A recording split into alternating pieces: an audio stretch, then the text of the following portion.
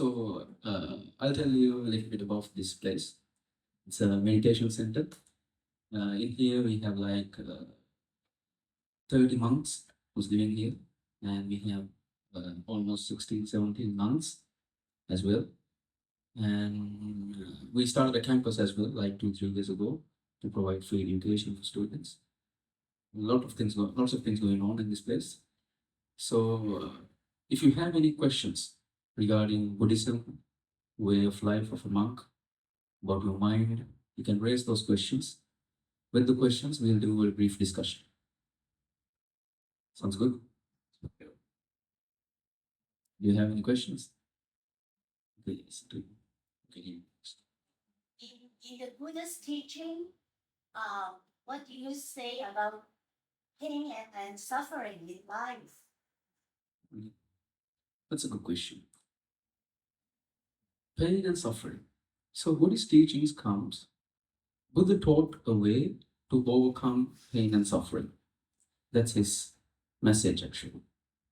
So pain and suffering comes in two forms for all humans. Right? We have this body pain. If you are ill, if you fell down from somewhere, if you face a sickness, illness, you have a body pain. Let's say that you work outside for 2, 3 hours, then you feel a little bit of tiredness, the body pain. So that is one. There's another pain and suffering which deals with your mind and jealousy, sadness, upsetness, anxiety, suffering, all that. So there are two sides to pain and suffering. So Gautam Buddha talks about overcoming the mental suffocation. If you face a physical problem, if you are painful in your body, you have to go to a doctor. You can do something about your diet, something like that to overcome your bodily pain. Mental pain is what Gautam Buddha talks about, how to overcome that. Thank you. Any ideas? Mental suffering? Yes. So I start like this. So Gautam Buddha is the one who the sage in this teaching. So Gautam Buddha lived like 2,600 years ago. He was a prince who was about to be crowned king. Right? He's a prince. So as a prince, he had all the luxuries in life. He had pleasures. He had people to do everything. He has wealth. As a prince, he had everything that he needed to live, right? The pleasures that we all seek. So after some time, he got married. He had a child. And then he looked around and see that this is not the happiness that I'm looking for. This is not the freedom that I want in life. So he went on search for a path to get enlightenment. That's how it starts. So Gautam Buddha talks about something like this. Let's say that you get angry, right? We all get angry at sometimes, right? Anger is something that you and I, everyone faces at some point in our lives. Let's take an example. Let's say that you went to a restaurant. You went to a restaurant and you ordered a meal. That person brings you a meal, but it is not what you expected. It's not the hotness that you wanted. So you get angry, right? An example. Maybe you might not get angry at the restaurant, but somehow when you get angry, it's something like that, right? So for normally people, the reason for their anger, for me as well, it is always someone outside. It is always can be your kids, can be your partner, it's your parents, it's your government, so many different things which is outside you that you always blame that. Right? Why did you do this? That makes me angry. If you didn't do this, I might not get angry. Right? Why did you do that? I'm angry. So Gautam Buddha tells the real reason for your anger is not outside. The real reason for your anger is within you. It's the way you think, that makes you envy. That is Gautam Buddha's teachings. Our expectations are what makes us envy in our lives. It's not just the expectations, it's the attachment towards the expectation. You think you have an expectation about everything in life, about everything. Walk, how to drink, how to dance, that's okay. That's okay, totally okay. But if you get attached to these expectations of yours, then that is the cause of your suffering. So Gautam Buddha talks about not to let go of your expectations. It's okay to have expectations. We all have expectations. You have an expectation to go back to your hotel, you have an expectation to go back to your country, that's okay. Identify your attachment to your expectations. That's what Gautam Buddha talks about. If you identify, if you see from yourself, okay, this is what I'm attached to, if you see that, then gradually the level of suffering will decrease. Yes. Yes, there's a question. What's the Buddhist view on creation and creator? Where does the world came from? Where did the world come? The world that exists comes from within you. Your mind is the sole creator of this whole thing. Just think of this for a moment. Everything that you see around, you identify through your data. I just looked at a video yesterday. It says the color purple does not exist outside. If you look at a flower which is purple, it is not purple outside. Your eye will do something that makes you see it as purple, but there's no purple outside. It's science, right? So your mind creates something. It always identifies everything around you. This is a cushion, this is a rope. We give names, we give so many different ideas, data that creates your surrounding. That's the Buddhist way of seeing the world. So the world does not exist. The only thing in existence is me. No. I am the only one, and everything else is just figment of my imagination. No, there are people. It's okay. There are things outside, but you see them through your data. But who created them? Our mind is the one who gives life to these things outside. Does it make sense? But that's okay. Okay. So the thing is this.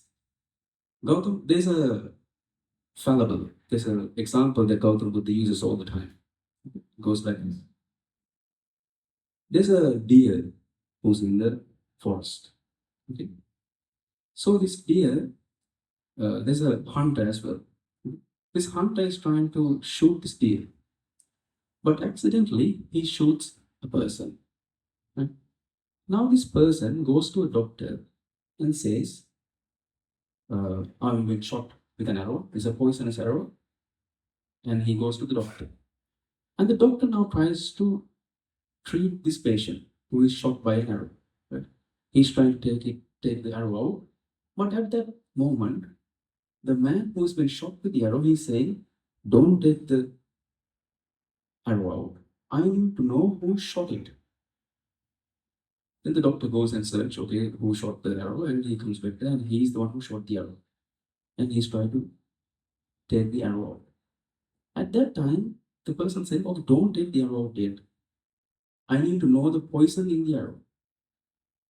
Like on and on, he's asking for different things rather than letting the doctor treat the patient. It's something like this, what happens.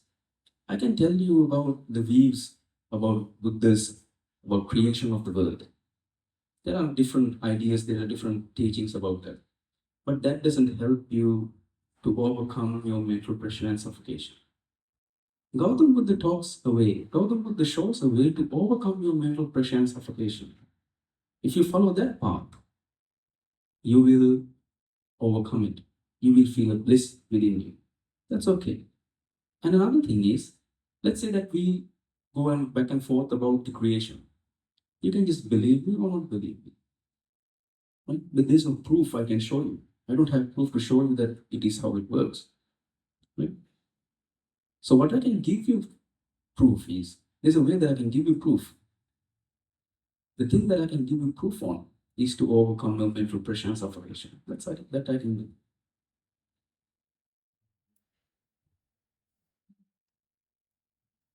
Yes. If we can minimize our attachment or alleviate our mental pain and suffering, Sorry? if we can minimize Yeah. the number of attachment, will that alleviate our pain and suffering, mental pain and suffering? Eliminate? The attachment. Yeah. If I have less attachment, will I have less mental pain? Yes, yes. Absolutely. How will I eliminate or minimize number of attachment? Like I said before, let's say that you go back to your normal lives from tomorrow, right? Let's say you face a moment where you feel upset, where you feel sad, where you feel anger, you feel like the burning within you. We all face situations like that, right? When you face a situation like that, Gautam Buddha says, do what you want to at that moment, but think back again and see what was the real reason that I got angry. What was the real reason that I got upset?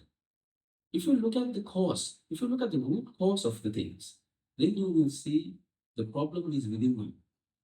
Your attachments, you will start to see that. When you start to see that, the level of attachment will decrease. It's like this. I'll give you an example. Let's say I give you all a piece of blank paper. I'm going to give you all a piece of blank paper and I'm going to ask you to draw a demon. So in this piece of blank paper, you're drawing demons. Then I'm going to give you some colors and I'm going to ask you to paint this demon that you drew. Now you're painting this demon. Then I'm going to take this piece of paper and I'm going to show it to you and say, be frightened looking at this paper. Can you do it? Why? Because you know it's a painting that you drew. You are the one who's creating this demon. Hence, you know this is just a drawing, it's just a painting. You can't get afraid of that. The exact same thing happens inside your mind. You draw different pictures about different things, about everything. How everything should be, the right, the wrong, the good, the bad, everything.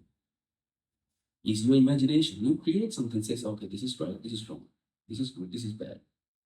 That's okay. For society, that's okay. But if you get attached to these different ideas of yours, that will make you upset. If you see this, if you see that the drawings you drew, then you say, okay, there's no point of me being in. It's just a drawing. If you see that, your mental pressure, suffocation will go down. Yes. Speaking in this pattern happening now, you here work on diminishing your attachments. Do you have daily practice? Do you have mantras you utilize here in the school? Okay. What? Yeah. How we practice is like we do everyday work. We work every day, just like what you all. We wake up at 4 o'clock in the morning. We have lots of different things happening there on our daily lives. With each passing moment, like I said before, if you're upset, you do a research on your mind. It doesn't matter what you do.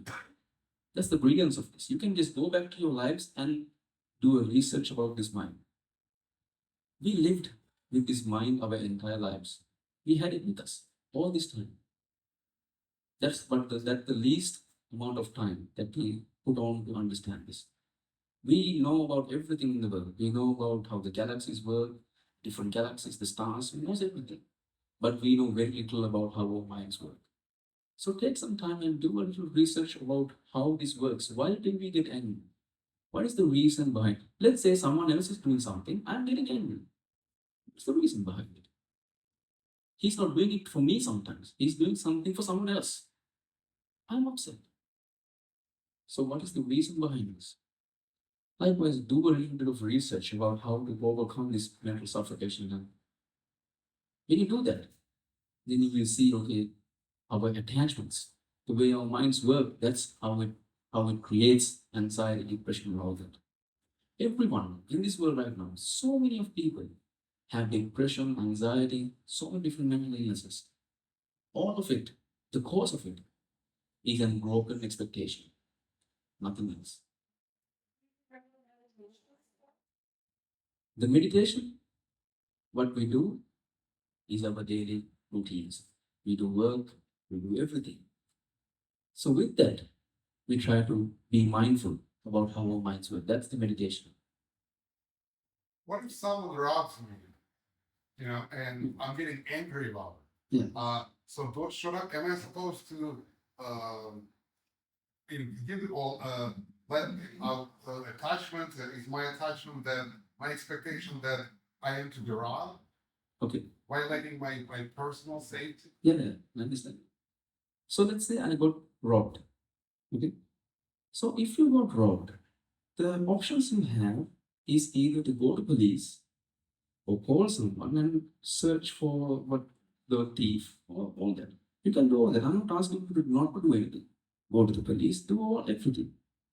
But if you're burning from inside with anger because something got stolen from you, that is the way you think. At the end of the day, the only thing that you can do is go to police or search for the thief. I'm asking you to do all that. I don't mind doing all that, everything. But if you're burning from inside, then it is the way you think, nothing else. So in your learning and your teaching, part of it is you're studying ways to relieve pain, suffering. Do you feel a responsibility to relieve pain and suffering in others around the world, say we see around us? So it happens like this. So it happens with the moment. If someone asks for help, I give help in the way I can. You won't seek out those who are in pain or suffering and take action to you don't feel a responsibility to take action to relieve those who know are suffering. No, I don't feel responsibility. But I go out of my way to help them. That's something I do, but I don't feel responsible for that. But if someone asks for it, if I see someone with suffering, I just say a few words. Okay, it's the way you think. He has to be the one to overcome that. So that question. Yeah. Go first. No, come for it. I'll ask later. I'll ask. So where is Buddha now? In heaven? Buddha's way. Buddha is inside. Buddha is inside. Not in heaven? No, well, it's again something like that. I can answer that. You can only believe me or not. It's said in the scripts that once you're enlightened, you cease to exist. You don't go to heaven, you don't go to hell, you don't go to a place. You can't, let's say something like this. You see this light, right? In the bulb, it's lighting. So if I switch that off, does the light go away? If it goes away, where did it go? If I say light is not there, then where did it go? Did it vanish? There's no word to it. So I put the switch off. Light goes, where did it go? So do you pray to Buddha that help me Buddha, No. help me to get a job or People do that, but no, we don't do that. People do that. Buddha taught a way to understand your own mind, nothing else. It's always about your suffering and how to overcome that suffering. That's it. With this philosophy, you utilize this philosophy and help yourself. Move forward. Yes. Well, anxiety instead of Let's say that you need a job. You prepare for the job. You prepare for the interview. You do the interview. Simple as that. Buddha is inside you or in so why there are so many statues? I mean, Why there's so many? statues? Statues. Why do we need the I'm gonna afraid I'm gonna hold my tongue because there is a word for it from here where I come from. So why there are so many images and statues in different positions when it's inside of you. You know, it's in your mind. It's your mind you're supposed to be served. Why do you have statue which I see people bowing to and kneeling and everything else? It's a statue made of stone. Yeah, I understand you. Let's say there's a person who is suffering from something. For that person, if I go and say it's all in your mind, just let it go, that doesn't work. Sometimes that is something that people pray to it, people worship it, and find some happiness within them, find some peace within them. That's all. That is culture. That is totally culture. The It's a statues. tool- It's a tool to reach the goal. It's true. It's a tool. Yeah, you can say that. It's culture. It's totally culture. Statues. We also have statues. It's okay. But if someone comes to worship statues, there's a statue. But if someone comes here and asks how to overcome my suffering, I don't tell him to go and worship the statue. I tell him look inside. The Buddha is a form that lives inside you. Search for it. So Talking about statues, the Buddhist statues were never built in the lifetime of Buddha, No. and for hundreds of years after. Yeah. The first statues in India appear in around 100 AD, and Buddha's life is 500 BC. So all of this is a figment of creation by people. So I'll just get your comment after I make one. I've been traveling around in Buddhist monasteries from Japan, Korea, Thailand, Bhutan. What I was find is that when I learned Buddhism as a child in India, it's so different than the Buddhism that is practiced through the statues. People are buying statues by hundreds. They have, I would say, temples with thousands of Buddha statues. And I'm afraid that these people know nothing about Buddhism. Yes. They just come, they put the statue there. So nobody is learning the teachings of Buddhism. Everybody is just buying statues and all these sacraments. What I'm trying to say is, what my friend might be trying to say also is, that all this is just useless. Buddhism is a philosophy. It has nothing to do with the statues. By creating statues, we're taking people away from real Buddhism into something that is completely fake. And this is not just a creation of Buddhism. As I'm a Sikh, I can tell you Hinduism, anything is happening. And just talking to one of the other philosophers some time back, he thinks it's a Western concept. In East, religion was always about philosophy. Whether you look at Hinduism, Jainism, Buddhism, Sikhism. But when colonialism happened in their life, we get this Western concept of religion, what it should be. You create a structure of the state, you have a church and everything else. It's no longer about you improving yourself as a person, thinking like we're saying, just that we should improve our minds. So what I'm trying to say is by building all of this stuff, we actually are destroying the very essence of the faith that you and me and everybody here else wants to benefit from it. So it's like this. So it's basically culture. If I talk honestly, I was once a person who worshipped statues. A person, when they're living a life, everyone will find a place where they will feel sad, upset, depressed about life. Me at 19 years old, I felt the same thing. Then I looked for a path to get away from this pressure. First, I worshipped statues. And for a person with wisdom, he thinks, okay, this is not really helping me to overcome my pressure. Is there something more than this? For with a person with wisdom, he can search for something that goes beyond. If he leap out of that, he will find everything that we talk about. So I'm not against culture. There should be statues and all that. It's how it is. We can't change it. We should not try to change it as well. If there's no culture, then people will do disastrous things. People are behaving in some way in Sri Lanka. I know from Sri Lankan people, they are afraid because they will go to hell. They pray to temples and all that. It's okay. It's a way of life. It's a culture. January, you have a poet day, you do things. February, it's a whole lifestyle.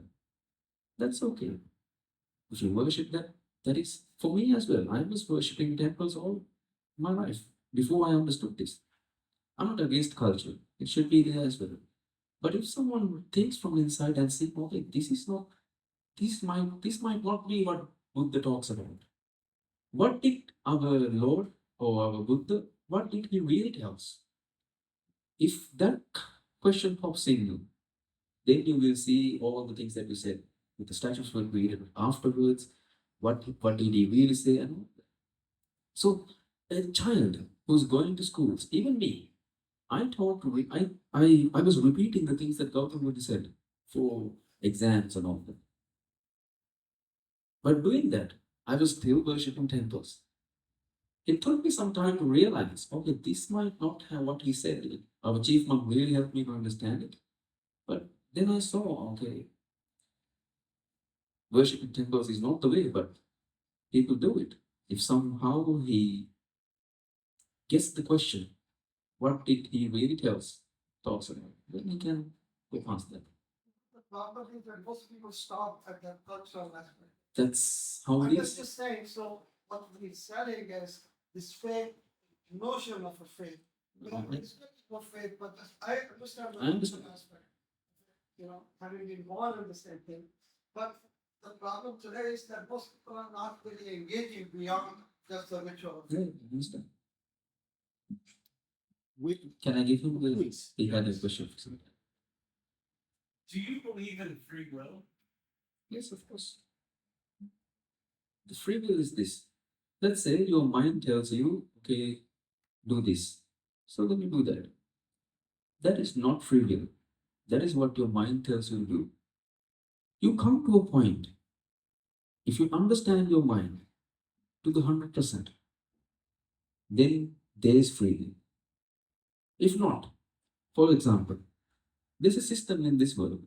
You get born, you go to school, you go to college, you marry, you have kids, you go on trips, all that for pleasure and happiness, right?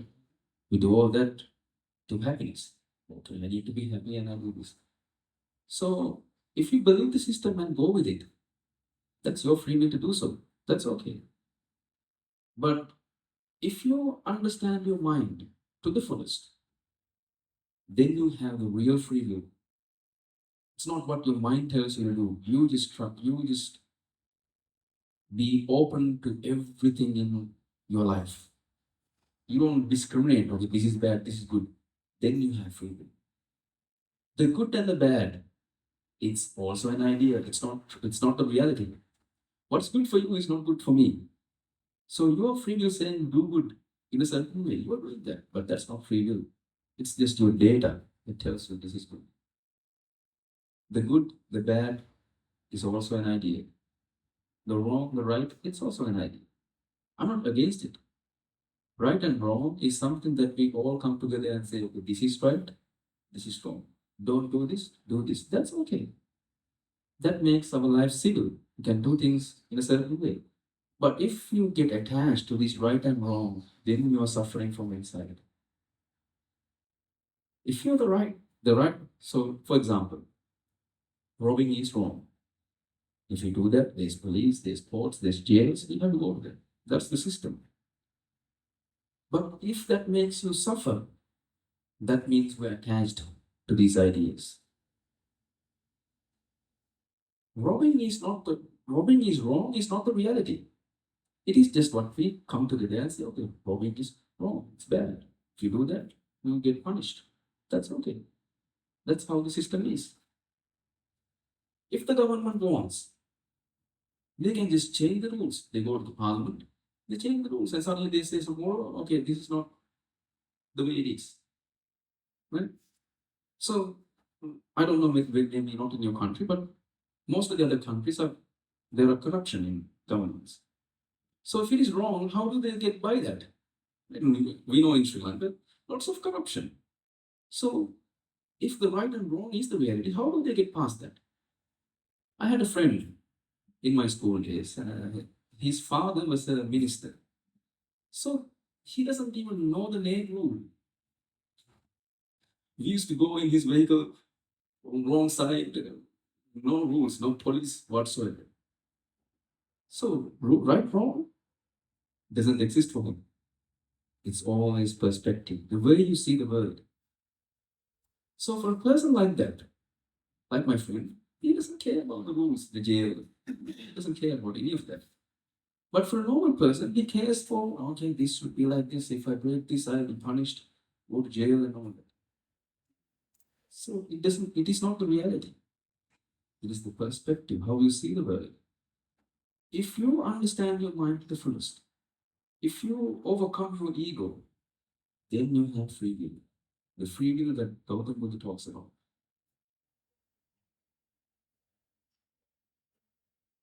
Yes. The role of women in your religion, in the teaching of the Buddha. If you could comment on that. For example, would there ever be a possibility of a woman sitting in this chair and You have 3 women.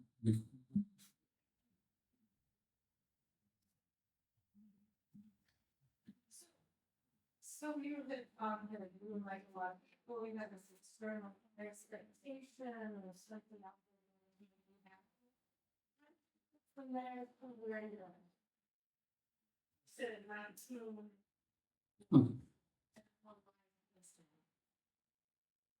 Okay. Am I a wise person now? Oh, I don't know about that. So, when I was 19, I was looking to start a business for a girlfriend, all the things that a normal 19-year-old want. So, I looked at my parents and I said, okay, they're doing good. My parents are not rich, but they was doing okay. So, I looked at them as well and I said, okay, they're happy, but if something happens, they're a mess. Then I looked at my friends' families. I said, okay, yeah, okay, so happy. But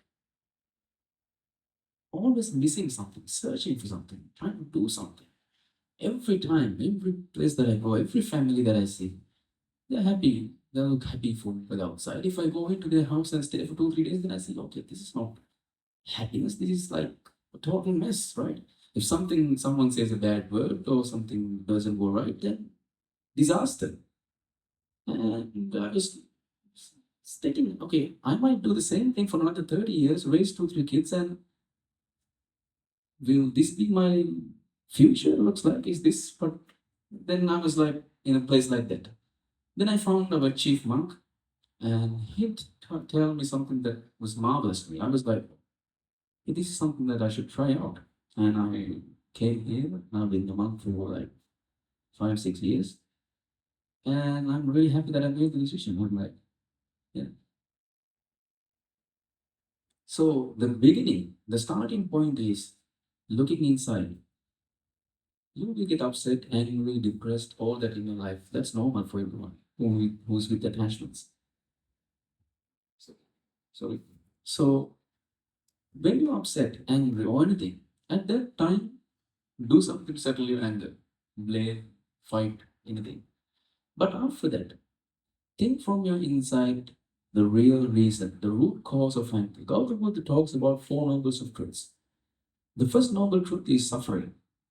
Suffering is a noble truth that everyone has to be part of. The second one is the cause of suffering. The cause of suffering is not your partner. The cause of suffering is not your husband, not your kids, not your government, the weather, nothing.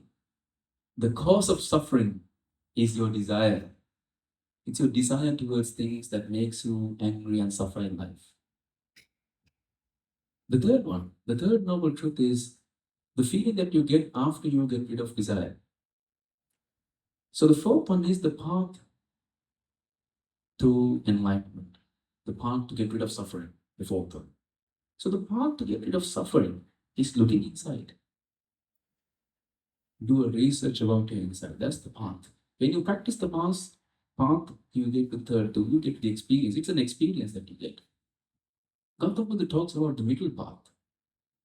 The middle is, your mind is always at 2 extremes. There's a duality in the world, the black, the white, the high, low, love, hate. Everywhere you see, there's a duality. When you see the duality, you come to the middle.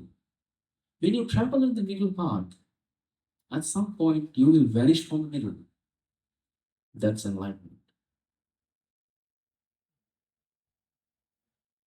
You have a question?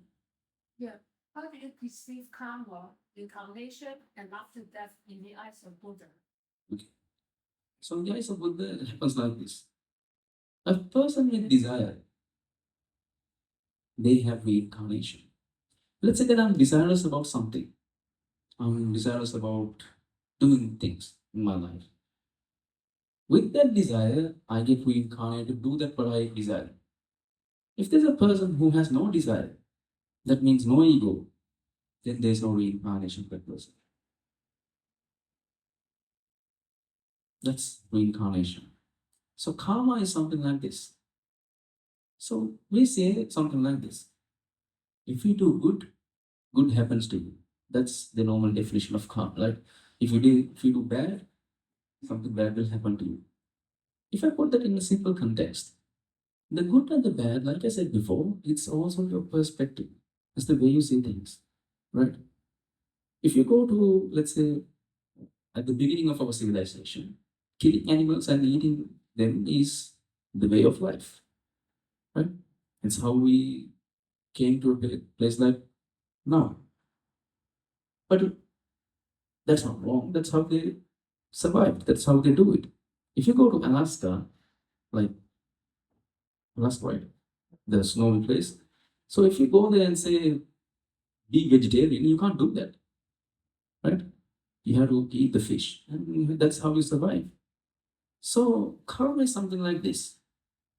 If you do something, you get what you did in return. The good and the bad comes from here. Let's say I win a lottery. In my mind, that's good. Right? After I won the lottery, I say it's good. You get what I'm saying? If someone robs something from me, that is karma. Right? Now you're saying that's bad. The bad comes with your perspective right now. And there's another thing with karma. Gautam Buddha doesn't leave everything to karma. The things which is happening to you might be karma. But if you're suffering from it now or not, that's not karma. That's your present. You can decide what happens to you. Whether to be happy or angry. Whether to be sad or to be pleasing. That's something that you can choose right now. The things will happen. Let's say that I fall from here and break my leg. That's karma. But if I suffer from it or not, that's not karma. That's my present situation. I can decide to live with it and do what I can do best without a leg, or I can be sad and be upset. Okay, I lost my leg. What can I do now? That's up to you right now.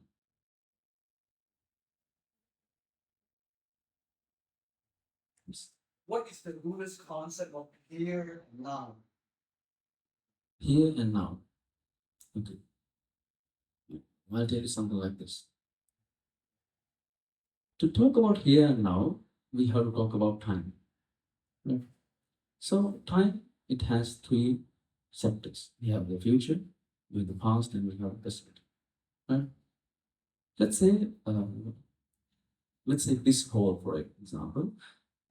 If I draw a line in the middle and say it's the past, it's the present. You have the past in this side and you have the future in this side. Right? So far so good. So one side is past, one side is future, and you have a middle that says present. So to answer this question, first of all, we have to understand what our past is. Right? We have to understand what our past. The past, what really is a bunch of memories and data. It's our past. You have a lot of memories from your birth up until now. That's your past. Right? The way how you went to school, your kid, your family, your trips, so many different memories. The future is a reflection of your past. If I ask you to plan your tomorrow, can you plan your tomorrow without taking any data from your past? You can't. You will just create something new. Create something new from your past data. If I ask you to plan your work when you go back, it's not the place that you're going back to work, it's what you saw previously. If I ask you to imagine the house that you're going through when you go back to US, you're from US? You're from US, right? So when you go back to US, if I ask you to plan how you go to your house, you will plan it. You'll plan it in detail. Okay, I'll take this route, I'll take this taxi, I'll go like this, I'll walk like this. Everything you can plan. But that's not the reality. It's something that you make from your past. You cannot think of a future without your memories. Right? You can't even imagine anything without taking something from your past. So past is just memories. It's not real, it's just memories. When it becomes real is when you give life to these memories. Some people give life to these memories. When that happens, then you create all the pressure, the upsetness. That's why people talk about the here and now. Because here and now you don't have any problems. You can stay here and now because your mind always goes to past, always goes to future. What will happen, what will not happen, why did you do that, and all that. That's why we talk about here and now, because you can't live in this present and future. Right? That's why we want from this present. So first of all, you have to understand this past is just a lot of memories. It's just memories. It's like your deeds that you're drawing, something that you drew. Past does not exist, it's just memories. So if past doesn't exist, if your future is also a reflection of your past, can you talk about a middle? Can you talk about a present? If this side doesn't exist, if this side also doesn't exist, can you talk about a middle? No, you cannot. Everything that you do is in this moment, here and now.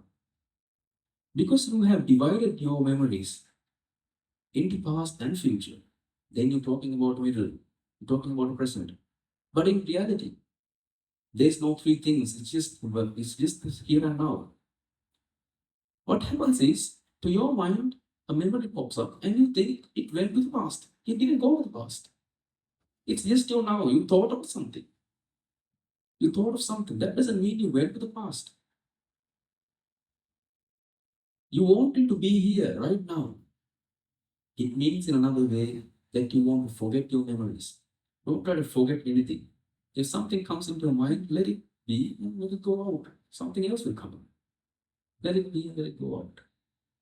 You're always in the moment. You're always in here and now. But with your ignorance, with your misunderstanding, you think, okay, I went to the past. If you plan your tomorrow, you think, okay, I'm planning future. No, you're just taking some of your memories and planning something. It doesn't mean it's the future, it's just your now, it's your here. Right? You're a person who's sitting here. You think that you're thinking of the past, but you're here. Does that make sense?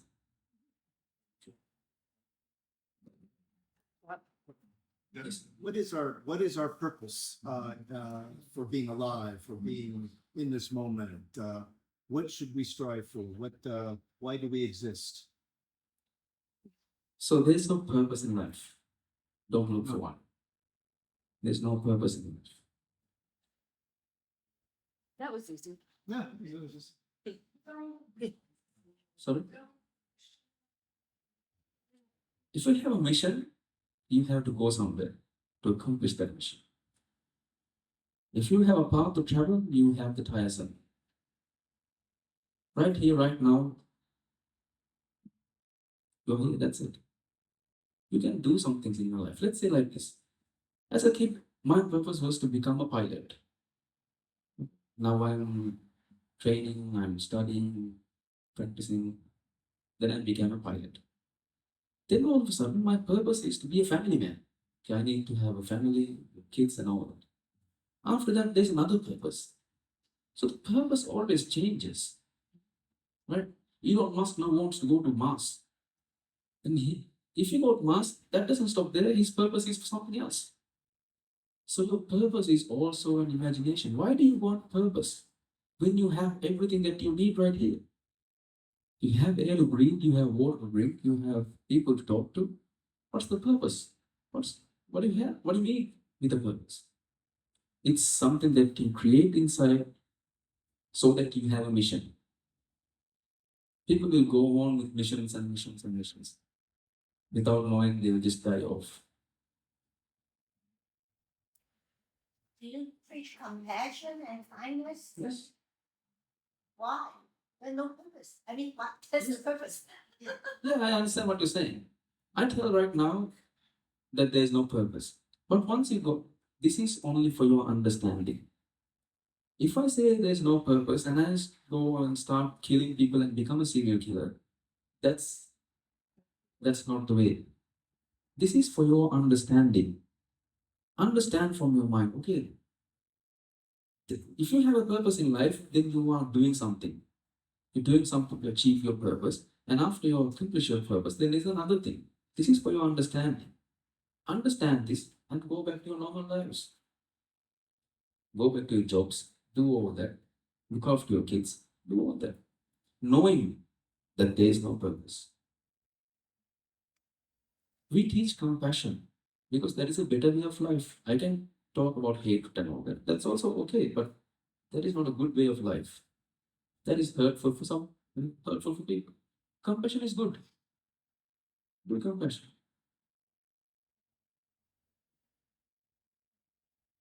How do you know it's good? You said that good and bad is something, some concept you should make. Yeah. So why you are parenting in terms of good and bad? Again, we have to live in the society. Like I said, understand the good and the bad from your mind. Go back to the society and do good. That's the only way of living. What's good for me is not good for you. Yeah, exactly. So So we can just come, talk and come to terms. Okay, this is good. Now you said robbing is bad.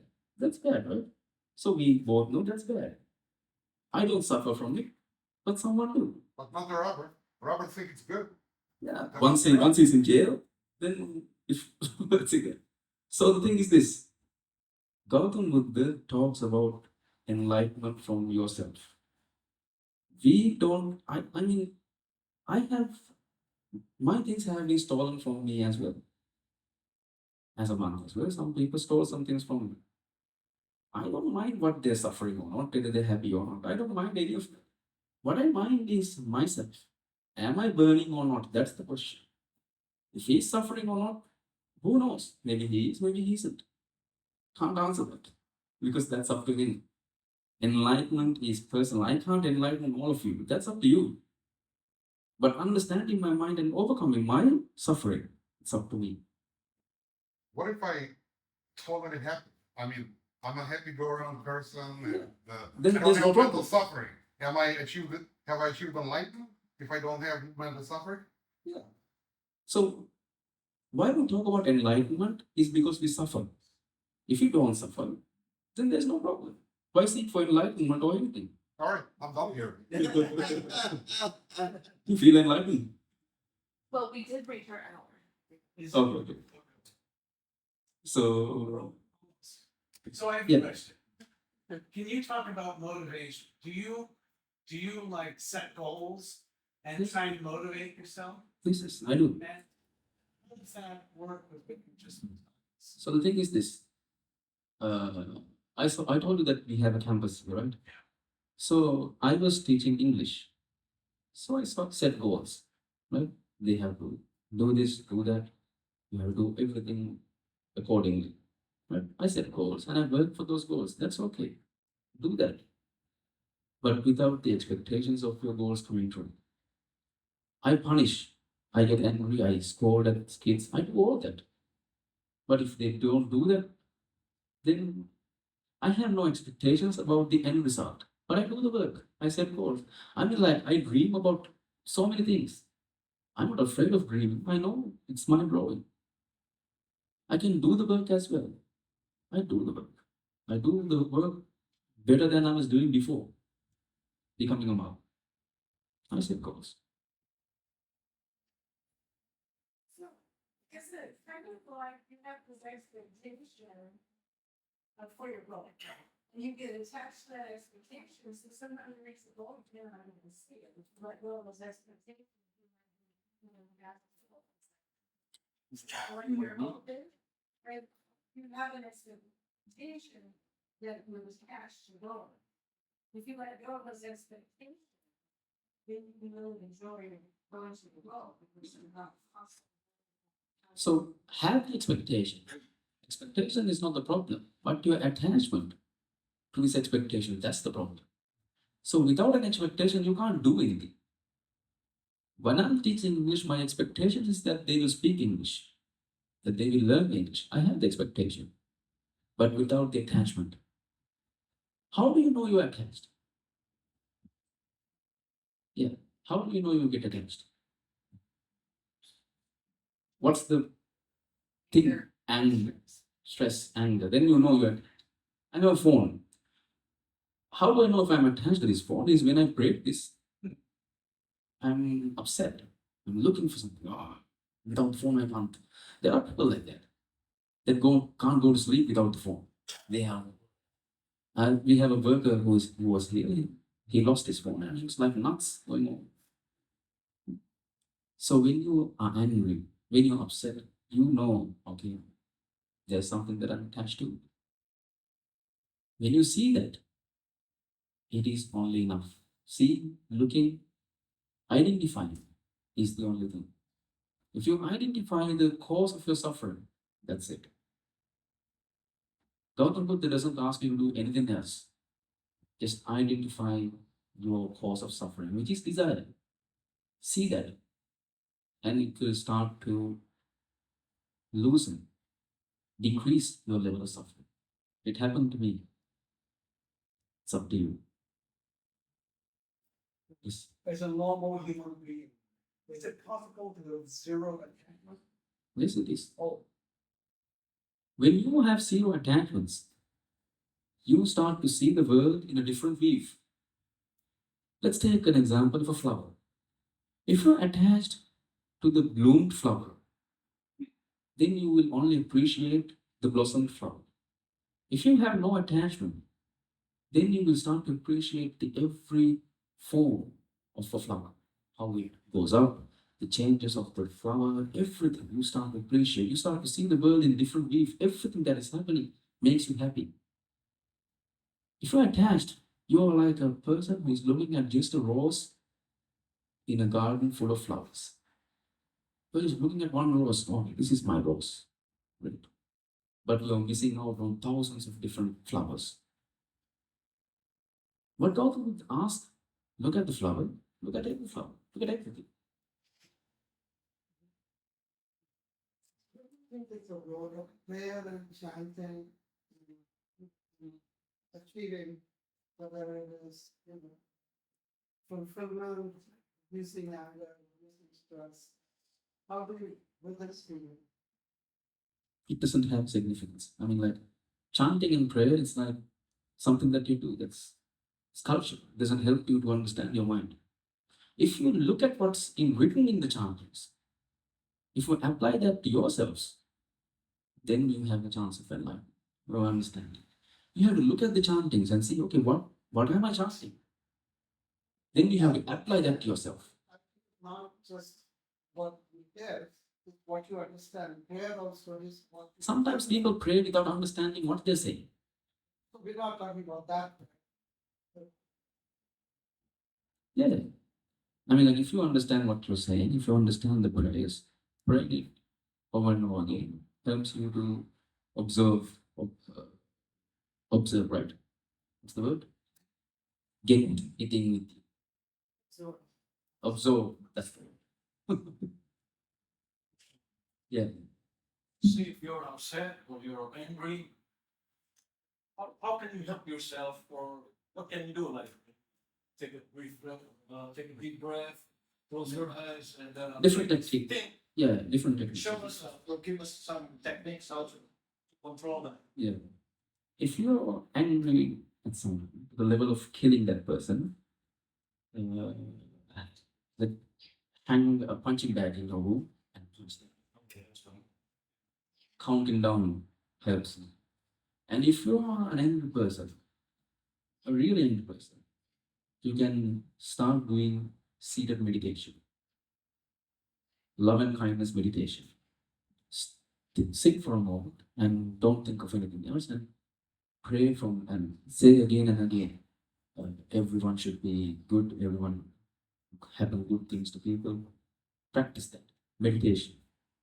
Not vipassana, stillness meditation. There's two types of meditation. One is stillness meditation, one is vipassana. Vipassana is what we talked about, it is understanding your mind. Stillness meditation is you are concentrating in yourself.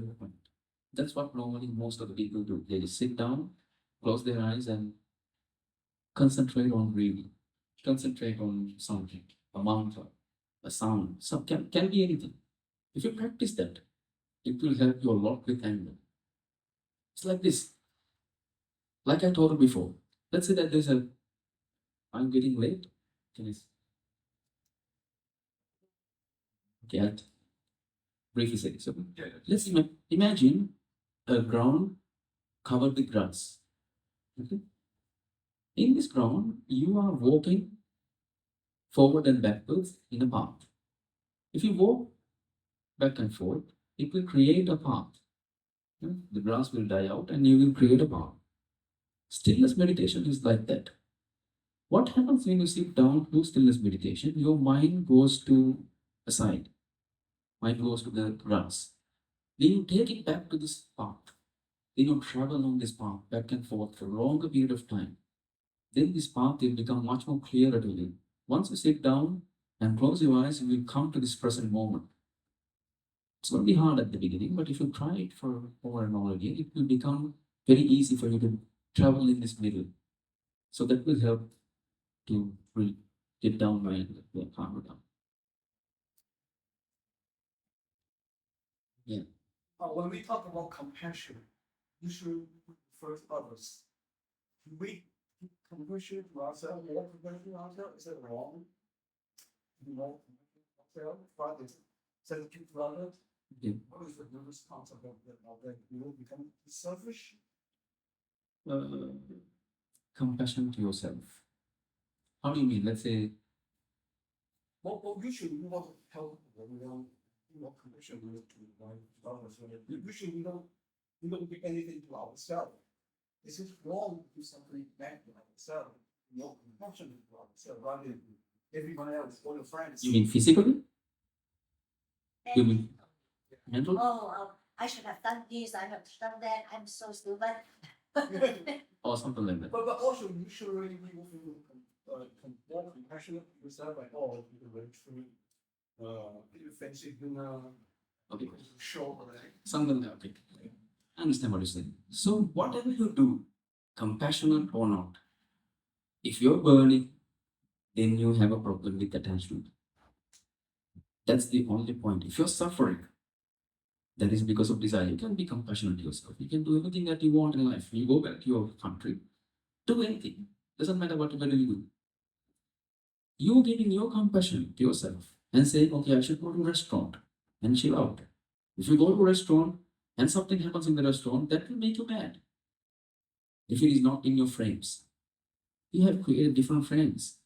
If something happens which is not in your frame, then that will create anxiety, pressure, and all that.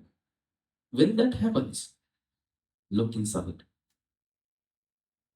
If I sum up all the things that I told right now into a simple sentence, it would go like this. Do not expect what's in your mind from the outside. You have different ideas about everything, about how people should behave, how people should go, how everything should be, how meals should be prepared, how tea should be, how about everything. Do not expect what's in your mind to happen outside, because outside happens with lots of different reasons.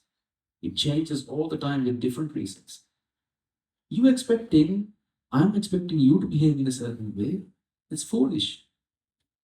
Because I can't even behave in a way that I want. This body that I think, which is mine, is not me. It's not mine. If it is mine, I should be able to say to my body, don't get sick. Does that work? No. If this body is mine, I should be able to say, okay, I'm not going to give you anything to eat for 10 days, survive. Can you do that? No. If you can't even keep your body the way you want, how can you expect someone else to do the things that you want? That just doesn't work. Never going to happen. Thank you. Thank you. Okay. Thank you. Okay. Wait. 2 minutes. 2 minutes. So I was really glad that I got to meet you all today. And I bless you all for your future endeavors, that everything that you do in life will become successful. And it's said that the greatest cinnamon in the world grows in southern provinces of Sri Lanka.